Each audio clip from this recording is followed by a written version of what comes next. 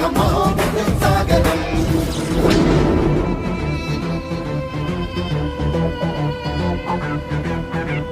హృదయమగ్ని పర్వతం పొంగుతుంది అమృతం, దాని రూపు ఉద్ధృతం ముంచుతుంది దుష్కృతం.